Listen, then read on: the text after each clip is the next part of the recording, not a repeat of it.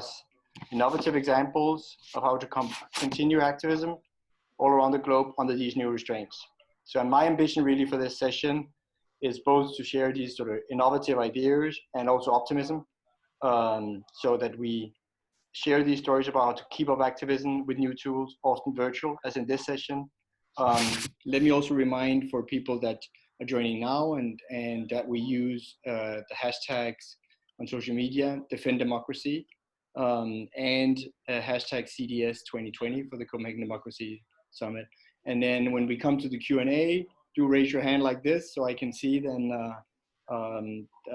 for questions. So my panel here today is, I have Myint Aung from Myanmar, who is the Executive Director of the Open Society in Myanmar, and esteemed doctor as well, that's worked in health for a long time in his country. We have Lavdim Hamidi, Editor-in-Chief and journalist at the web portal Front Online from Kosovo, that's been doing investigative journalism, and I think it'd be really interesting to hear how some of this can be kept up also during a pandemic. And we have sorry, we're just having some background noise that's coming in. Yes, and we have Mr. Lee as well, Chean, who is a state assemblyman from Semambu Constituency in Pahang in Malaysia. So all of you are very welcome. I was going to ask you as sort of an intro guiding question that democracy activism has not really become easier during the epidemic. So I want you to tell your story and how you sort of adapted to this. So if we start with you, Aung from Myanmar, then how is it in Myanmar at the moment? How is it possible still to continue sort of democracy activism? Burma is through a transition period, and at the same time you are now struggling with the pandemic. How do you see this? Thank you, Jonas. First of all, it's my pleasure and honor to be here, and I'm grateful for this opportunity to share our stories of democracy activism in Myanmar during this COVID-19 time at this summit. You know, in the face of COVID-19 pandemic, Myanmar and our fragile and young democracy is hard hit, like other countries in the region and around the world. And you know, the implications and impact of COVID-19 pandemic in Myanmar is huge and still yet to be seen. And you know, in early days of COVID-19 crisis, there were a lot of public anxiety and uncertainties among civil society groups and media who are putting a lot of efforts in this democratic consolidation and transition in our country. And of course, you know, it puts a brake on our movement during that time. You know, you can imagine we struggle, you know, to stay active and productive in the things that we do while we are instructed by the government to stay at home and, you know, to distance ourselves from our friends and like-minded people. After the first few weeks and months, you know, working from home, I think civil society groups and the media and the people in the country are now, you know, a bit more accustomed to the new normal. And I will say that our democracy activism is back into action, gaining momentum, and also thriving in a different way. So mainly through, you know, engaging and organizing through use of online technologies. You know, I will be sharing the stories of the, you know, civil society organizations and media, think tank groups, you know, the partners and the grantees that we support by our Open Society local foundation, and also the great work that my colleagues and friends and fellow alumni from the George W. Bush Institute, Liberty and Leadership Program, you know, during this time.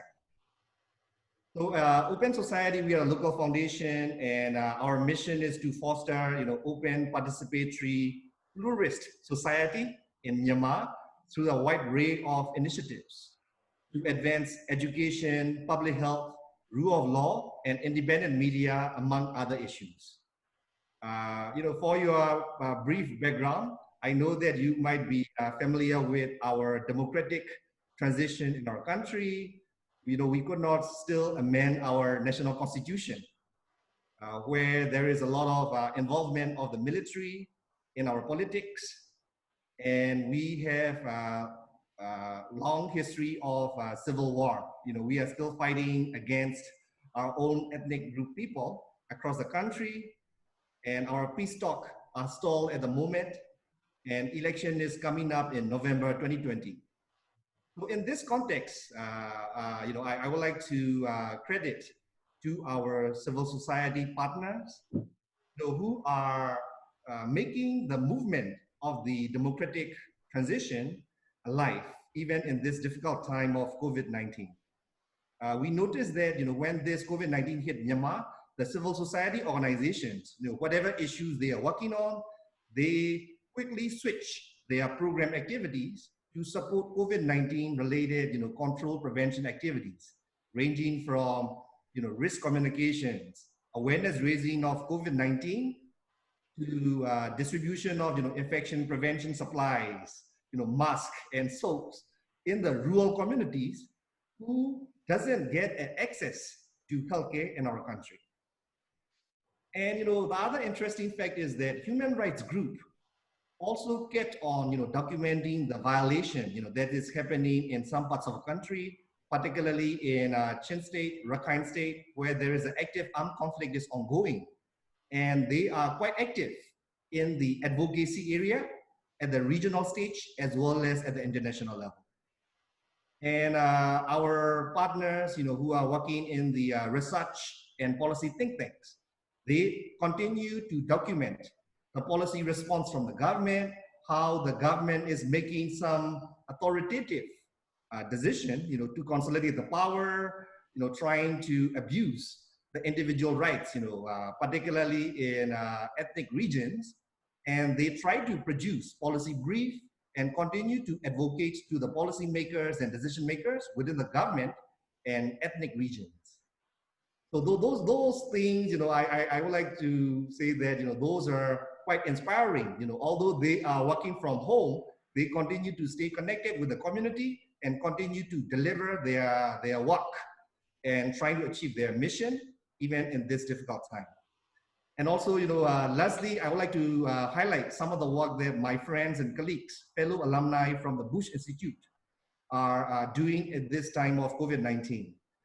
We are a group of 55 alumni at the moment, and the new cohort is graduating this year. And a few members are in the parliament questioning to the government why we are borrowing this loan from the World Bank. Why are we dedicating this fund to the medical care, not to the public health? And to advocating for the more inclusive policy and decision making to provide services to the most needy people in the conflict affected areas. Some of the colleagues are working for the capacity building of the political parties. We are running up to the election in November 2020, working on the civic education issues, educating the people about the voters' right and getting ready for the election. A few of my friends are also continue to work on the human rights documentation, providing immediate needs and assistance to the people who are trapped in the closed settings, like the prisoners, IDP camps, and those people in the unconflict affected areas. And also, a few of my friends are working with the student unions and associations who are talking about student rights and working with the university to have their say in the decision-making process. Finally, there are also a few friends working in the education sector, providing education services to the most needy population through online platform. So those things made me excited, and the way we continue to stay alive in our democratic movement. And I want to end by saying that democratic consolidation is quite critical in Myanmar, and I think the next 4 years will be more exciting. We want to use this COVID-19 as an opportunity to advance our democratic aspiration and consolidation and movements in the country. That's how we are working and making democracy activism alive in Myanmar. Thank you so much.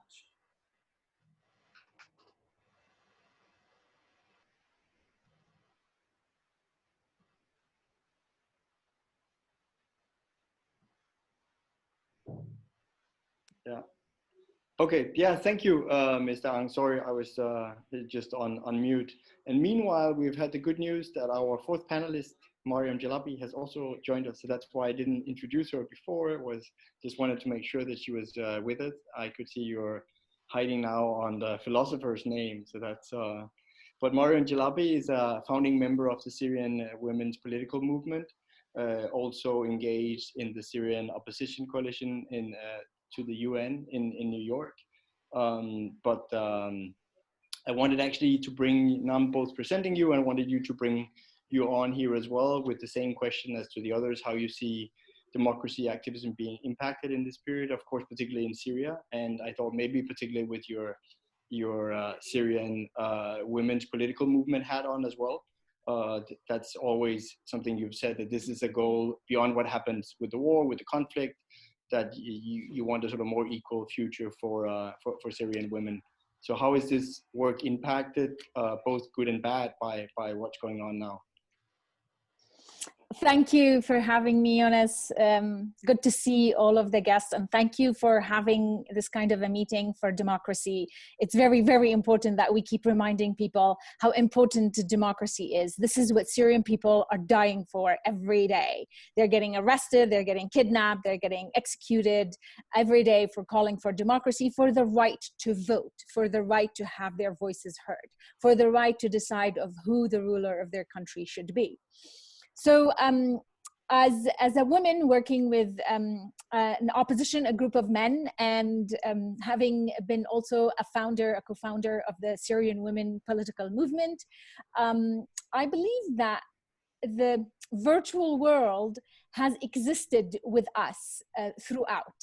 We Syrians who are in exile, who have fled the country, some of us long time ago, because this dictatorship has been happening, since the 70s, since the father Assad, Hafiz Assad, took over. Now it's Bashar al-Assad, his son who's taken over the rule. We have been trying to cope with ways of how to make our lives keep on going while each one of us, or all the different groups that we have, are in different parts of the world. Some of us, are all around the region. Some of us are still inside Syria, and many of us are all over, spread all over the world. So the way we have been actually communicating in a lot of the ways has been through the virtual world. Skype, WhatsApp, the social media, Facebook has been one of the first things that we came to, and doing, even that we were so happy when there was video starting, with Facebook. So this virtual world has existed for us. So if I can say is that we have been trained throughout the past few years. Now we're entering, we've done like 9 years of a revolution in Syria, of resistance to the regime. So now we're in a place where we feel that we have been trained to use this kind of media and this kind of communication throughout.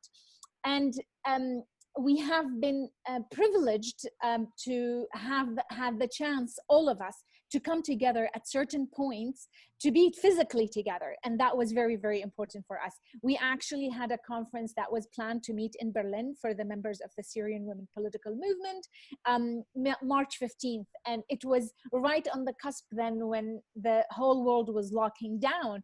And Berlin was not locked down then. And we decided that should we go, and everything, all the preparations were happening. We're going to go. This is, we've been preparing for this for months. And then just a few days before, we decided this is risky. We can't do it. We can't bring people, members from all over the world, into a hot spot. At the time, Berlin was becoming a hot spot. So we decided we're going to go virtual. So we went virtual. And we just had our conference for over 5 weeks. We divided up the 3-day conference into a 5-week separated 3-4 hour meetings. And this has brought something that was very important for us, is that we usually, when we physically meet, it's only the people who have the privilege of traveling, who are capable of actually moving. The mobility privilege is a privilege that only the ones who don't have it know about it. It's something that only like a small percentage of the world that has this capability of moving, or the mobility aspect. So there were so many people who would not have been able to join us for the meeting that joined us, people from inside Syria.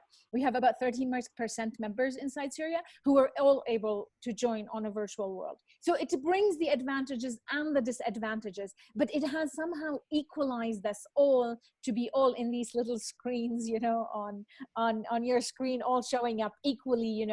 It gives the space for people who have not had the chance to be in these formats to be with everybody else, because usually when a virtual world happens, the important people are not on the virtual world. They're actually traveling and meeting and getting visas and having the access, having the financial access to being able to travel. But the virtual world has eliminated that, which has made it equal in some ways. And also I want to more focus also on talk about how the physical space sometimes also make it different for marginalized groups, because when women walk into the group, I do want to focus on the gender part. They're usually the men who are taking more of the space. There's a lot more physical world that they kind of occupy. So in a virtual reality, in a virtual world, you don't have that. You have everybody is equally represented. So it has that advantage, but also disadvantage, of course, when you are not able to meet physically, and all of the emotions and all of the other language that you can get from a physical meeting. So this is just a snippet of my experience in the past couple of months of how my world of virtual existence has been. Thank you for having me.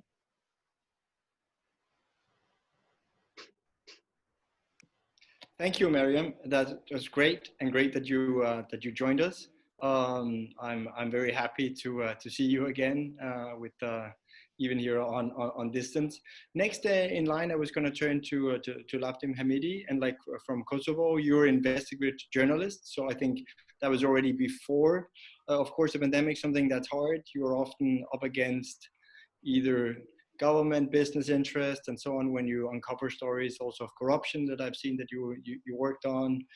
That has, of course, I imagine, not become much easier during a pandemic. Tell us how you do. Thank you, Jonas. It's my privilege to join this group and to share my story. 3 main points I want to make before telling you our story, and we stem from the very same story. The first one, private media is a way forward, and innovative multimedia platforms in particular. It was hard, but donor-funded private media can be a success, and we are one such. Second point, it's key to maintain integrity and resilience. Do what we do now, no matter the time. When COVID-19 hit, we oriented towards it, but also maintained our job checking public expenditures. The third point, journalists are often losing the path. This is why it's important to be innovative whilst maintaining the basic cornerstones of impartial reporting and chasing the news. On the first point, to tell you a bit more, Frontline is a new media in Kosovo specialized for investigative stories on corruption and organized crime.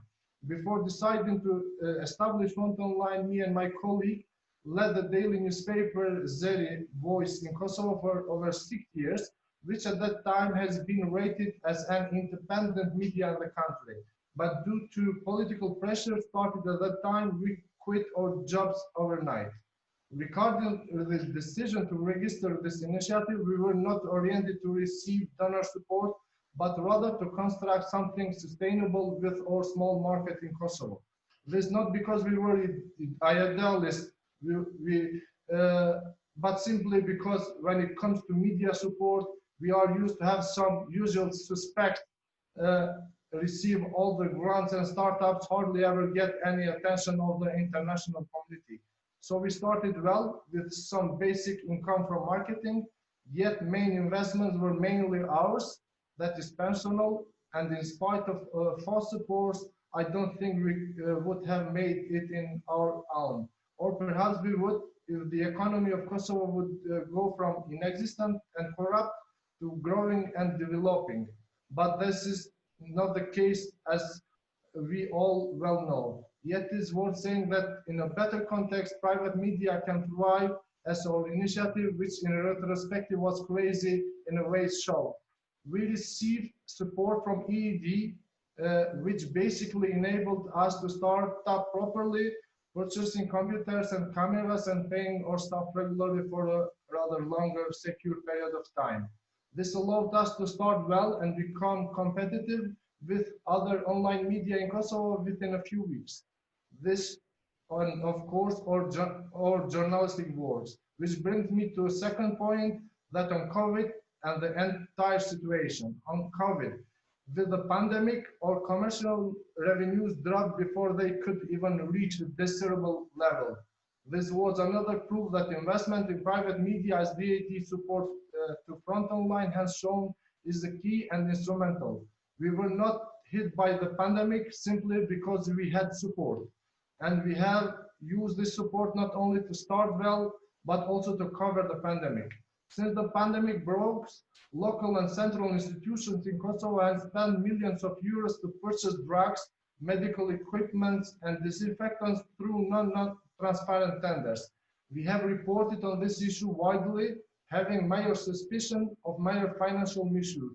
For example, at the beginning of May this year, less than 2 months after the confirmation of the first cases infected with COVID in Kosovo, Frontonline published a research supported by all necessary documents where the Ministry of Health in Kosovo signed a contract worth about 300,000 euro for supplying with medical equipment necessary to protect medical staff against pandemic. We found that wholesale supply prices from the ministry were 3 times higher than the same ones could be purchased in the retail pharmaceutical market. For example, the ministry brought from abroad surgical masks for 56 cents, while the same ones were sold in the retail market for half cheaper. Even the sterile surgical gloves sold in the retail market from 25 cents, the ministry bought 52 cents. Based on our findings from this research, about 100,000 euros were misused just from this standard. After this research, which became a topic of debate in Kosovo, the ministry acknowledged that such supplies are more expensive than in the retail market, but justified with the emergency situation and invited the police and prosecution to investigate this allegation of financial misuse.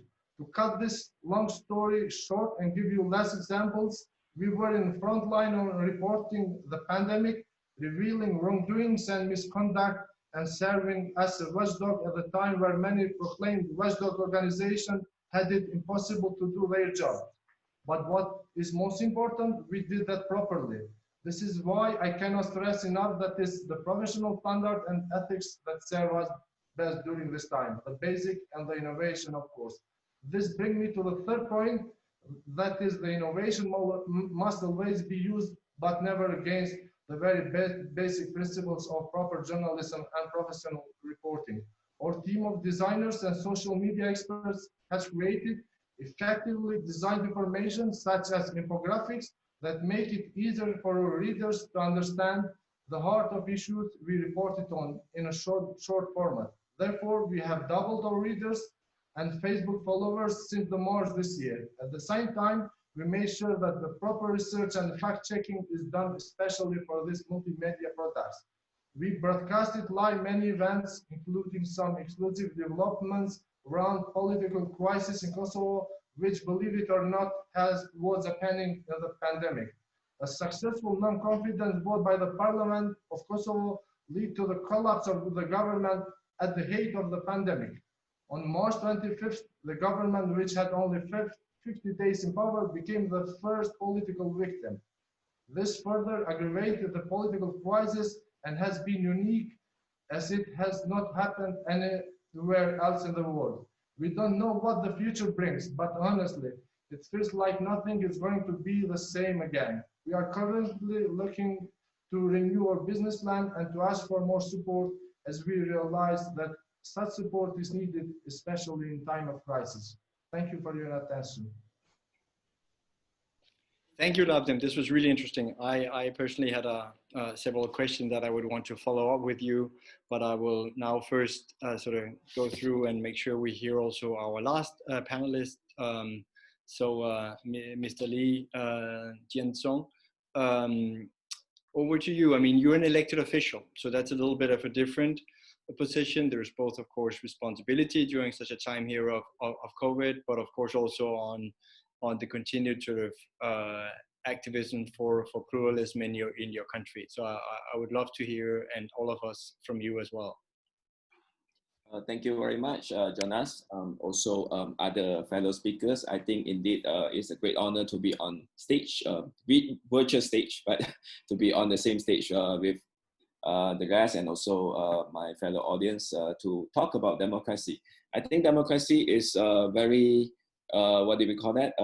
I mean, very important issue that was often neglected when pandemic or any major events that hit a country. So people tend to substitute, the words of democracy with other things like mass, like safety, security, and order, and other words. So democracy is often overlooked, I think, including Malaysia, where as we all know, whenever there is a pandemic, it gives those in power enormous authority to do whatever they want.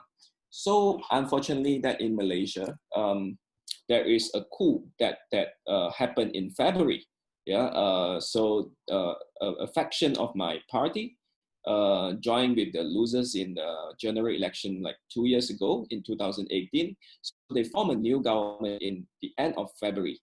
2 weeks before the lockdown or movement control order was imposed. So the whole thing was very chaotic and created a lot of resentment in the country. So right before all the activists and also the people before they can rise up and to bring this issue to a different platform, the lockdown has been imposed. So lockdown was a very timely for them. I mean, a very powerful tool for them to curb dissent voices and also to stop us from taking any further action with the great name of combating COVID, you see. So this is what we are facing in the past few months. Now moving to June, I think 3 months has passed and slowly the lockdown has been loosened and people, including representative, are allowed greater flexibility in terms of mobility and also to meet different people. I think the whole lockdown was actually given a lot of breathing space to those that are newly in power to consolidate their authority and also their influence. So now I think in June, where they started to relax the movement and also the mobility of the people, we started to see some of the clampdown that happened in my country, Malaysia. For instance, we are seeing that the Attorney General, the newly appointed Attorney General, filed application to cite one online independent media portal. It's called Malaysia Kini for contempt, but not over their reporting, but over their readers' comments. Usually after some news, you can see some comments at the bottom of the news. But then the Attorney General of the country indeed filed application to cite Malaysia Kini for the contempt. And we are at the same time, we are also seeing the former deputy minister, who was a deputy minister before February. She was summoned by the police simply because she put up a tweet against child marriage.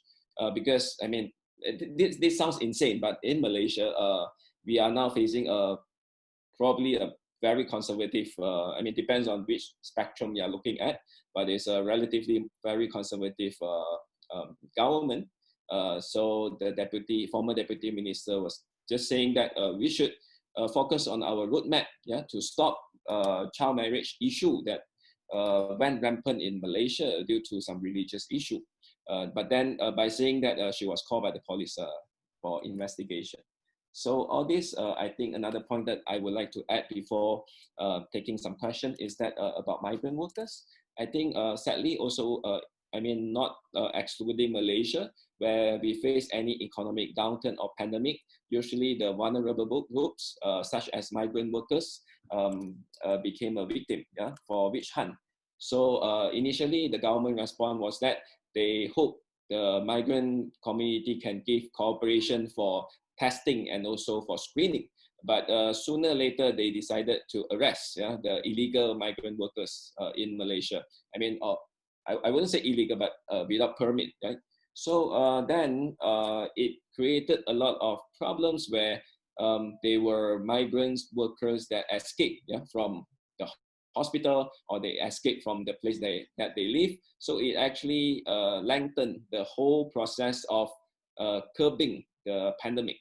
So I think from this point of the human rights issues are very important to make sure not just the voice of the local people are heard, but also the rights of the migrant workers were also protected. Thank you. Thank you. Thanks a lot, Lee. This was also very interesting and very also, of course, personal on what's going on in Malaysia. As I put out in the chat, if there's anybody, again, this is a breakout session. It's meant to sort of inspire one another. For the ones that attended the summit last year, some of our democracy activists said we didn't have enough time to talk among each other. We were on stage, which was great, but then. So that's actually part of why we this year made these sessions as well. So I wanted also to invite, as I put in the chat, if there's somebody from another country that would like to chip in with some of their experiences.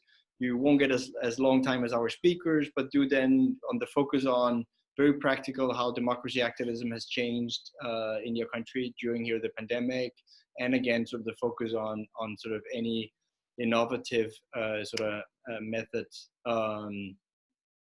I have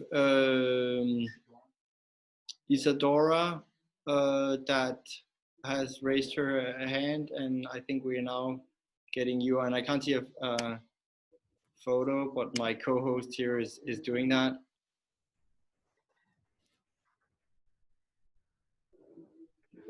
Okay, go ahead, Isadora. Yes, thank you very much. And thank you to all the speakers. I was actually at a forum yesterday with a colleague of Mariam, Jalabi, with Hind, also talking about the Syrian transition. And of course, we have in Venezuela a situation that it's been aggravating very much so during the months of the pandemic. Basically, the regime of Nicolas Maduro has crushed on the democratic leadership instead of crushing the virus. So we are treated worse than the virus. The last few days, we have been eliminated from being able to run on elections. All of the political parties of the opposition has been wiped out, including my own. I'm a founder of the political party Voluntad Popular, who was being named as a terrorist organization. So in my case, it's even worse because all of my colleagues have to go, basically could have to go in clandestine, including the president, the legitimate president, which I represent. So you know, we have a situation where the regime who has control of the territory has been using the pandemic as an excuse to have people inside their homes and not being able to protest on the streets. People who most Venezuelans have not the possibility to eat because there is 9 million people out of the 30 million people that live in the country who are in extreme hunger by the UN. So they're letting them die of hunger because they cannot go out on the streets in fear of being exposed to the virus. But when you go to the hospitals, you have no running water. So there is no way that the regime can handle the situation. So basically what we have is, I represent the legitimate government of the democratic president, Juan Guaido. I'm his vice minister for foreign affairs. And what we have is a greater struggle to get a political solution in Venezuela, not only a humanitarian solution, which is key, it's important, it's urgent, but we need to accompany the humanitarian solution with a political solution, and that is no other than presidential elections. So I wanted to share this with you because there is so much to learn from each other. And you guys can help Venezuela. Venezuela right now, it's the most dramatic case in the Western Hemisphere. It's producing not only the internal situation with the 9 million people in hunger, suffering extreme hunger that I mentioned, but also 5 million people out of those 30 million people total that have fled the country and are around in the region, putting a lot of stress on the Colombian and Ecuadorian and Chilean and Peruvian economies and there's the situation, the stability in those countries.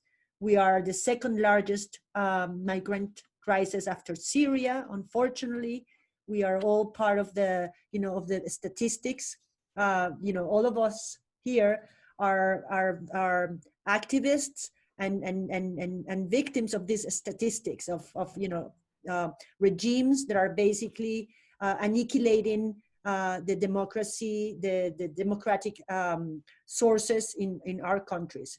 So, because I don't want to extend myself, but I really want to make sure that maybe we can work together in a more powerful way. I thank the forum in Copenhagen, because I think that you guys can do so much. You are doing a lot, and the European Union is doing a lot.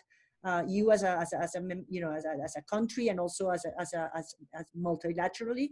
But I think that there is much more that has to be done. There is not enough with the negotiation processes, with the facilities. We need to put the pressure, because these regimes are they don't think politically. They think they have a criminal mindset.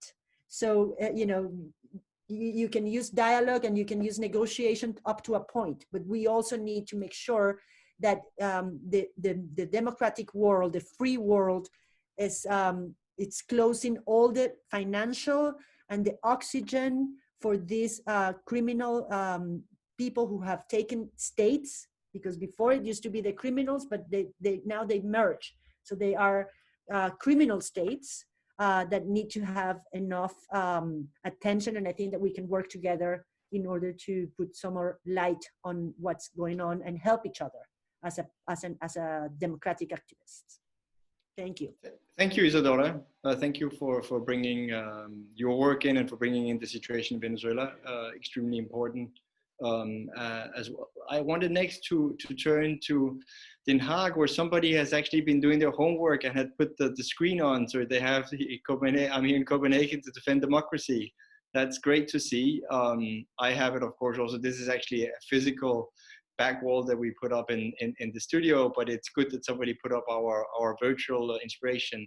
So I will turn to you to talk about, if you could just introduce yourself and the parliamentary work that you do as well.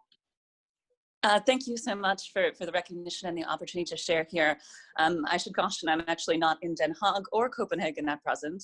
I'm in New York City, where I've been for the last few months while this has gone on.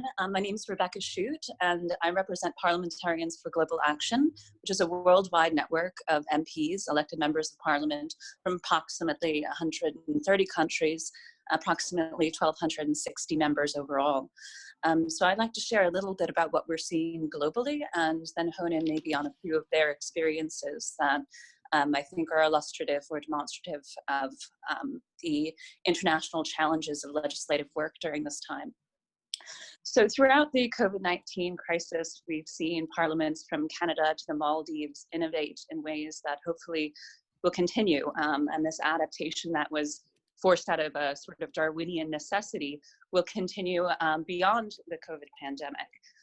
This includes virtual meetings and online voting and greater transparency in some cases. I think of the example of the Maldives in particular, where the whole voting process has gone online in a country that is very geographically diffuse.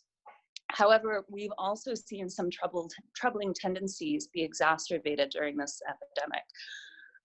In situations of emergency, executive powers are frequently at their apex, and parliaments and legislators individually and collectively have been sidelined in many regions. We've heard from our colleague in Malaysia, where the parliamentary session was reduced to a single day with no room for debate or deliberation, only to hear the King's speech.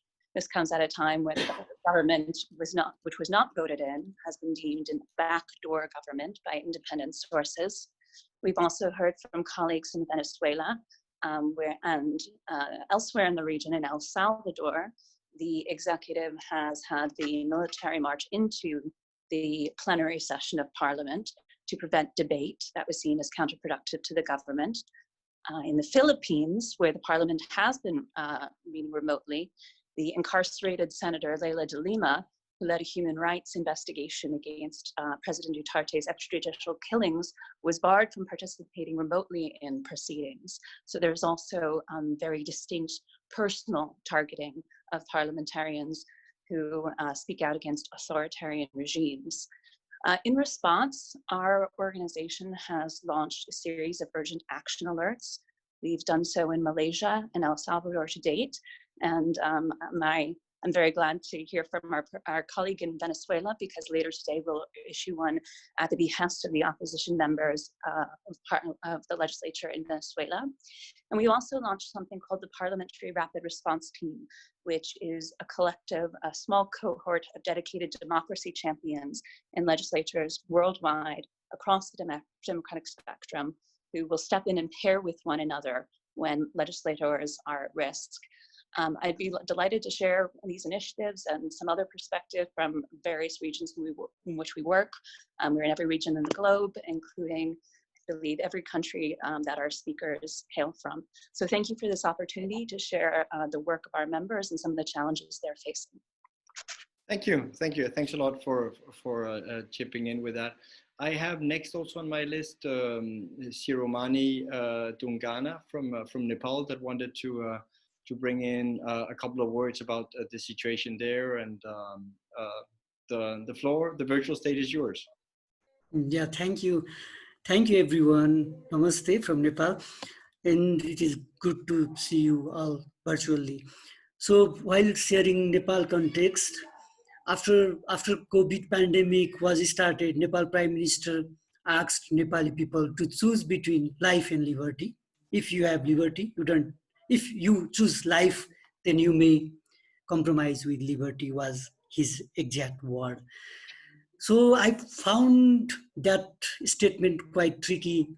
In rural or the government is asking people to choose between life and liberty. And another part, after COVID started, the big thing going was how China controlled the COVID, and government was taking that example to say that democracy does not work in pandemic situation, was a kind of narrative government wanted to create in Nepal. After that, government is trying one after another, trying to curtail and contain the political right and civil liberties. Recently, government has unveiled a plan to purchase a device that can control internet content, and government has also doing other things that can significantly curtail people's liberty and civil rights. Another great thing I realized during that COVID lockdown is that we are in lockdown phase now, Nepal, is accountability. Government is not accountable, and there is so many aggression, frustration and anger among people, but people are not getting right platform to express their frustration. Those people who want to speak out against government, they don't have proper, they are facing the problem of digital divide. That digital divide is also, I'm seeing the great problem in a country like Nepal, where even if people are suffering and people are not getting platform to express their feelings, to express their anger, some of the people who stays in city areas have access to internet. Those people only can express their anger. their frustration, and government have not been accountable to the people, and there are no proper mechanism to hold the government accountable. There are rampant corruption cases are going on, and government says that we will reveal all the account later, but when, government cannot say. In all this context, last week, youth decided to come into the street, and for the two days, youth came in the street. And what I found was government takes this pandemic as an excuse when people start questioning on their accountability, transparency things. And the government and government supporter, definitely what we say is their social media armies started that if youth come in the street, then that will create a situation where COVID will be like COVID infection, more cases of COVID infection will be there. And they try to portray those youth as very irresponsible citizens of the country. Like youth were in the street to protest against the government and government's non-responsive behavior, corruption cases, and so many cases. And government supporter tried to create a narrative that those youth were irresponsible. And if there are more coronavirus infection, then these youth people will be responsible. That kind of narrative government and government supporter army in social media, they try to create. So by all this, I largely fear that whether this pandemic will give an opportunity to autocrats and those who don't believe in civil liberties and political rights an opportunity to create a narrative that democracy does not work in pandemic. That is what we as a youth largely fear in the country, and we are being organized through social media. Those who have access to social media, we are trying to get the fact from our personal contacts, and we are putting those information in the social media and try to make people aware and try to see which social media is powerful and influential even in the rural part of the country, so that people will know that democracy actually works, democracy should work, and the question that we are raising against government is because of democracy. Thank you. Over. Thank you, Siromani. Thanks a lot for those thoughts from Nepal. I wanted to, because it was in the chat, I saw somebody mention Maria Ressa's case. I wanted both to hear personally, sort of stand with her. Maria Ressa is a journalist in the Philippines who got the cyber libel conviction here during the pandemic. She's done important journalistic work in the Philippines over a number of years. She was last year physically at the Copenhagen Democracy Summit, so I think it's important to raise her situation. I would love also with the people that comment that, of course, let's focus also on some of the difficulties but again, as Mariam and Jalabi earlier in her presentation also talked about, that the Syrian opposition movement was sort of born digital. It'd also be interesting to hear some of the ways you've actually seen, well, there are things you can do differently, a little bit like we do this now. We in here with a sort of, I'm sitting here in gallery view watching at least 40 people on my screen. And so there are also new ways we can do and mobilize. And so I also wanted, if there, of course, a little bit of that sort of optimism. I have next actually, and here I can pick from Siromani's comment on, I fear that the autocrats are using this to say that it's their way. I had Nick Katrine Ko from Hong Kong.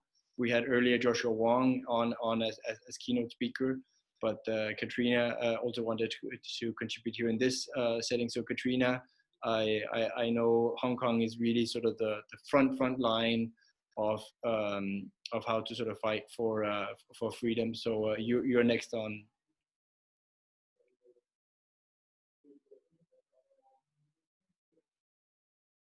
Katrina? Ah, okay. Well, you don't have to share. You can just speak. Okay,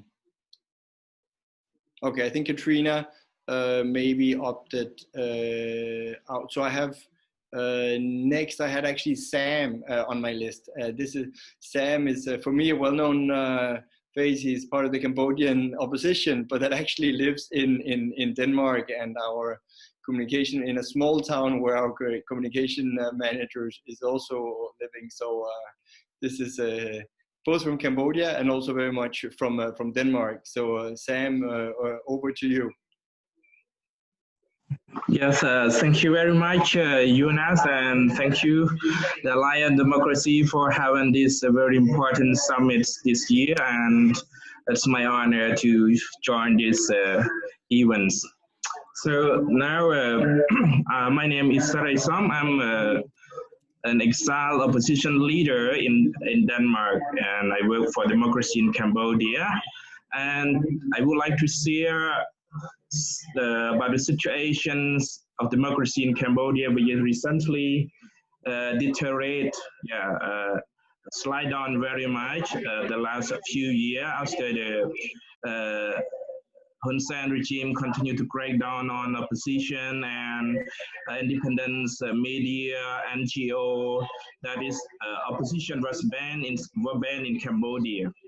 So, and the pandemic of the coronavirus, also the Hun Sen regime, they tried to crack down on opposition, especially restriction on freedom of speech. They on the social media, especially on Facebook, if those who dare to express or say anything regarding to the COVID-19 on Facebook, they were arrested. And also my member, like a member of KNLF, many of members can just only distribute the leaflet or book that have been written, and they also have been in jail. Right now, they're not been released yet.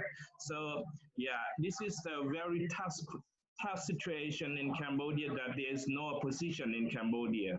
Yeah, that's why EU and European international community, United States, condemn the regime, and some put a pressure and sanction on the regime to make it better for the human rights and democracy in Cambodia. So, and thank you very much for Alliance Democracy that having me to join this important event, so that I can see the brief situations of the human rights violation in Cambodia and the situation of democracy. Thank you very much. Thank you, Sam. I think Katrina before has just muted herself, so I think she is ready now to go on. Katrina, let's hear from you on Hong Kong.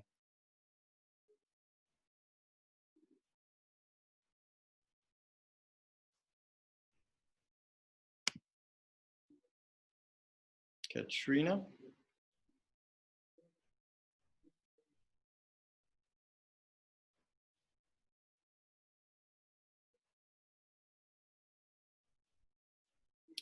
Okay, it seems like your mic is still not on. I also had on my list then Uffe Hvidkjær that wanted to join in on one of his projects that he's doing on Defend Democracy. So Uffe will turn to you now. Yes, hello. We hear you. Yeah, thank you. My name is Uffe. I'm from Denmark. It's my first time joining this democracy conference, and I was, of course, looking very much forward to do the social networking also in Copenhagen, but it wasn't possible this year. But I have done a little Defend Democracy project on my own. I call it People Ambassador Dialogue Across Borders, and I have studied all over Europe, and also Ukraine-Russia relation and Serbia-Kosovo relation, and it has been very interesting. And as part of my project, can you hear me?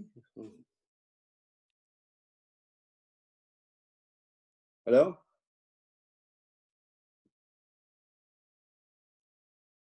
Yeah, okay. as part of my project, I tried to see how easy is it for an ordinary Dane to get a dialogue with politicians and organizations. And I tried with 5 or 6 members of Danish Parliament, and I was doing a meeting in the European Committee and having a speech about my project. But it was like I only managed to get like 2 talks out of 6. I asked 6 members of Parliament, and then I turned to the European Union and would like a talk about the Conference on Future of Europe, which is an EU project. So I wrote to 5 from European Commission, including the Danish Commissioner, Margrethe Vestager. And I only got like 2 answers, like we have received your mail, and not more than that. So I made a complaint to the EU Ombudsman, and I also wrote to the 5 commissioners that I have been writing to the EU Ombudsman. And then suddenly I got 3 answers from 3 commissioners or commissioner's office. But the best part was that I asked also European Parliament member and to have a dialogue with them. And actually, I followed a Danish member of European Parliament 2 days in Brussels, and it was great, you know, for an ordinary Dane just to have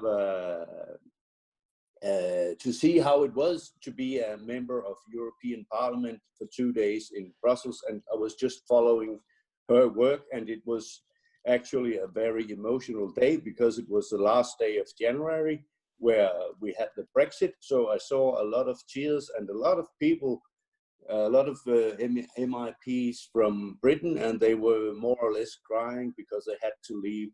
And many of them actually really liked their work in Brussels. So thank you very much. It was just a view from, you could say, a Danish NGO. Thank you. Thank you. Thanks for sharing that. I also, of course, wanted us to get back to our panelists. I think you've now been able to hear what everybody here has been sharing. Again, I want sort of to maybe try this time around to focus on like some of the positive or again the new ways we can do democracy activism.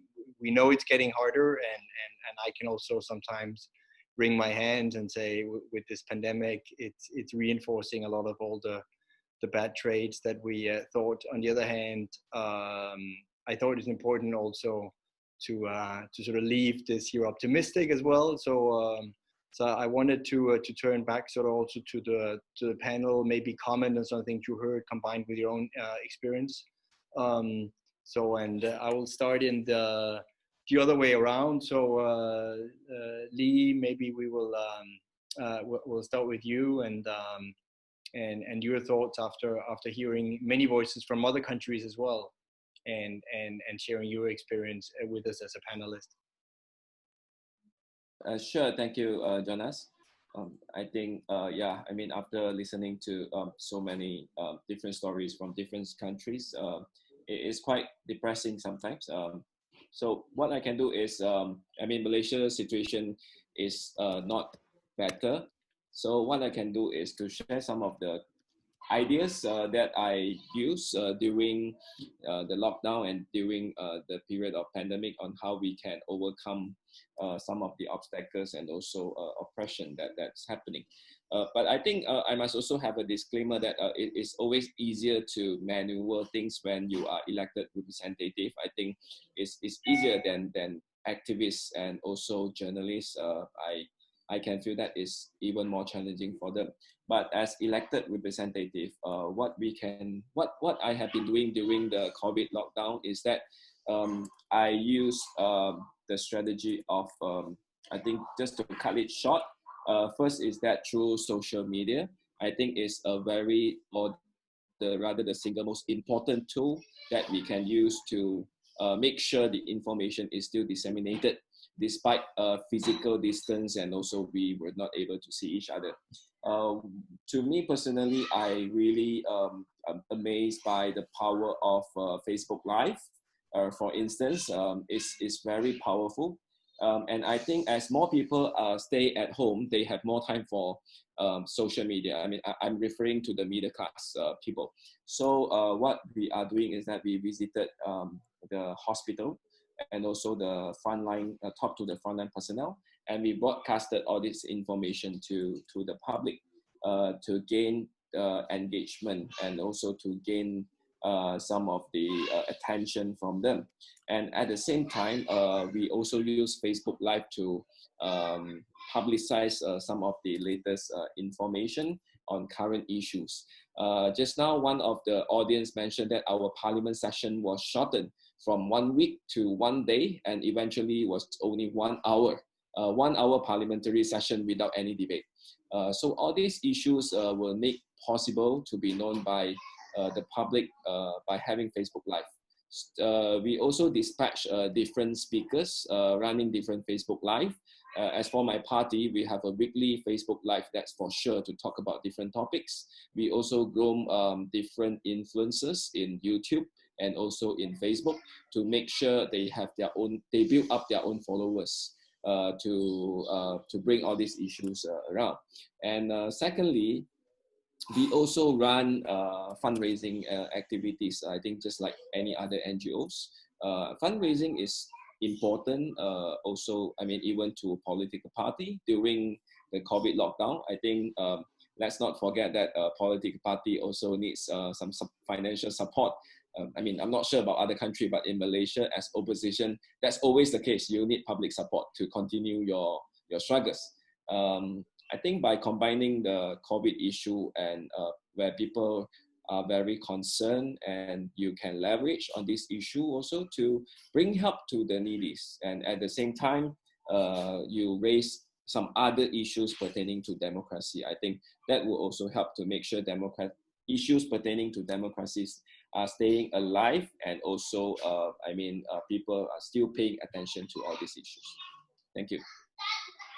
Thanks. And next I'll turn to Lavdim. I think we something we haven't yet touched upon is actually the whole what's been called the infodemic, the fact that on social media, I mean, Chung just mentioned some of the positive aspects that you can reach out, but of course there's also been the whole issue of false information circulating, particularly on the pandemic, and also of government using very sort of strong repercussion the other way around, and that the journalists could face if they reported negatively on the government sort of response to the pandemic. So as a journalist as well that work in this field of investigative journalism, I thought that could be some of the things that you could also bring in, and then of course your thoughts as well on some of the things we've just heard here in the debate.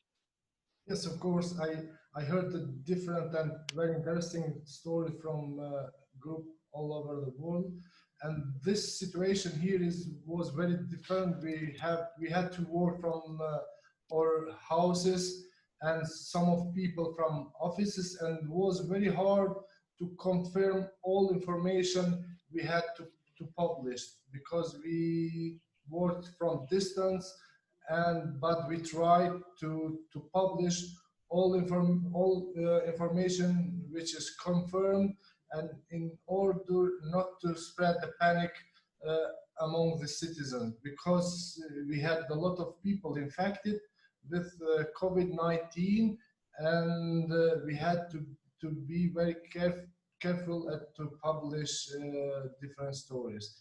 Also, regarding investigative journalism, this situation was not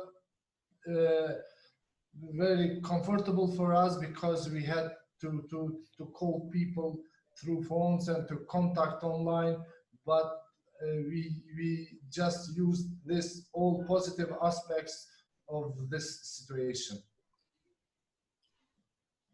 Thank you, Lavdim.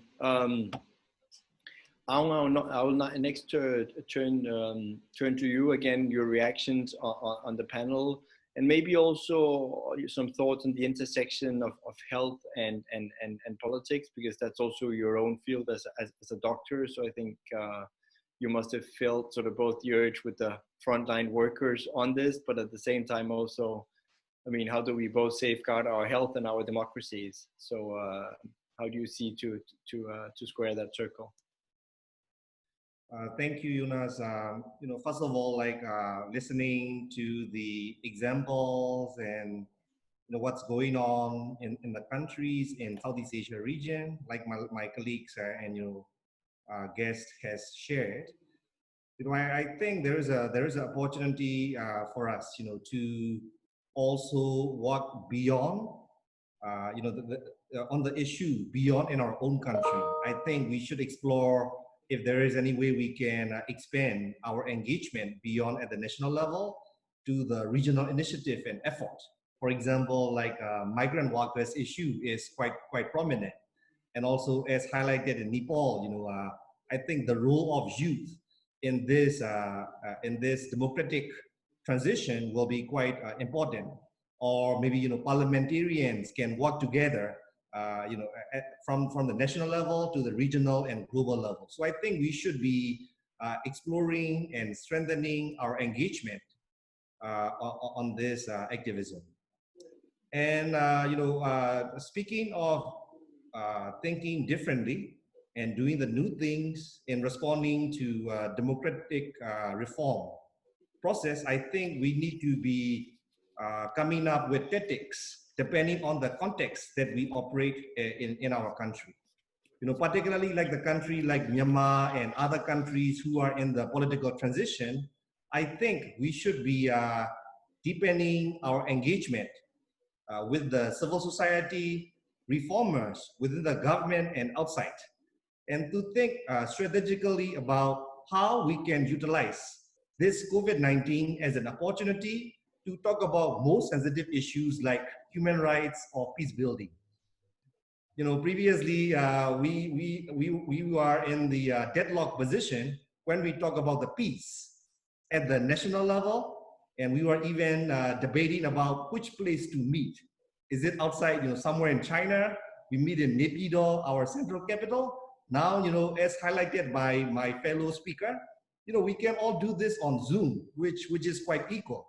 And I think, we should come together, use this health control and response as an opportunity to gain trust and confidence between divided groups within our countries.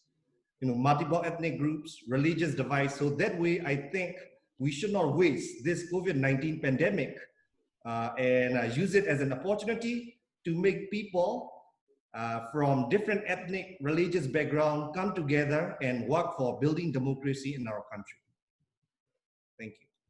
Thank you. Thank you for that perspective. So last, I have Mariam Jalabi, the firecracker that I always like to light. You always have some great perspectives on this. I can see there's somebody in the chat that also wrote a comment to your comments, but your thoughts, and do remember that we have to end this on a sort of, I think, an optimistic and note for democracy. You were on stage last year here physically in Copenhagen and talked about how you wanted like electricity in the 19th century to bring democracy to every religion in Syria. So let's hear your last thoughts. Thank you, Jonas. I do want to go, before I go to the last very positive part, to say that for us to be actually sitting like this, even though we're talking about how I talked earlier, now in the comment I see how this has created a little bit more of a participatory space for people on an equalized level, physically and verbally, that we're all on these little screens sitting together, democratization of our presence in such a space.